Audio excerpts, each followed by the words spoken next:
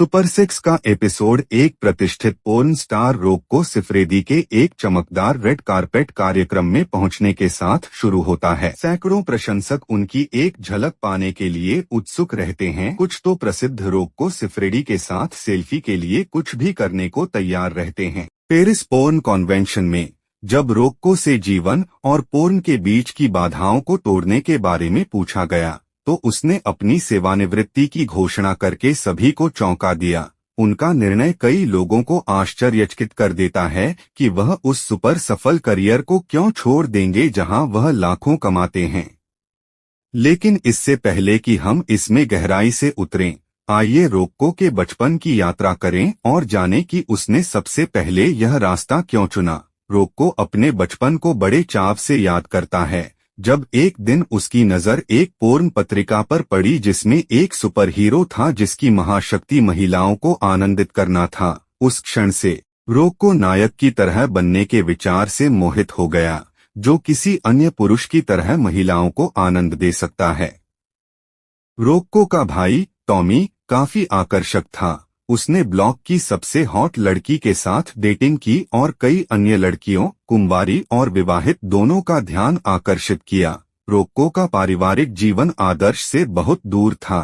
घर पर शायद ही कभी भोजन साझा किया जाता था क्योंकि उसके भाइयों को मेज पर भोजन रखने के लिए कहीं और काम करना पड़ता था।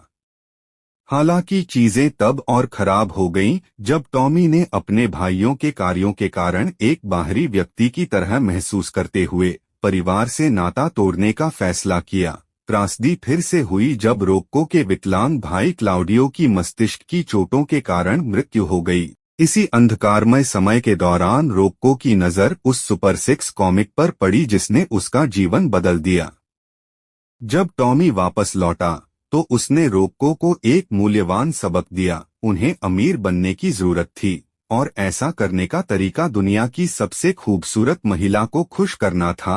उनकी मां चाहती थी कि रोक्को एक पादरी बने और इसलिए उन्होंने शुरू में कॉमिक बुक फाड़ दी। हालांकि जल्द ही उनका हृदय परिवर्तन हो गया। जैसे जैसे समय बीतता गया टॉमी और रोक्को अलग होते गए, खासकर जब रोक्को ने टॉमी को लूसिया के एक डिलीवरी लड़के के साथ संबंध के बारे में बताने की कोशिश की। टॉमी कई दिनों तक गायब रहा और जब वह दोबारा सामने आया तो पता चला कि वह लूसिया से शादी कर रहा है। अफसोस की बात है कि टॉमी के परिवार से कोई भी नहीं आया, जिससे उसका दिल टूट गया क्योंकि वह चर्च के बाहर घंटों इंतजार कर रहा था। जैसे ही एपिसोड खत्म होता है रोक्को एक बार फिर भीड़ में उसी बूढ़े आदमी को देखता है जो सम्मेलन से दूर चला जाता है। एपिसोड की समीक्षा।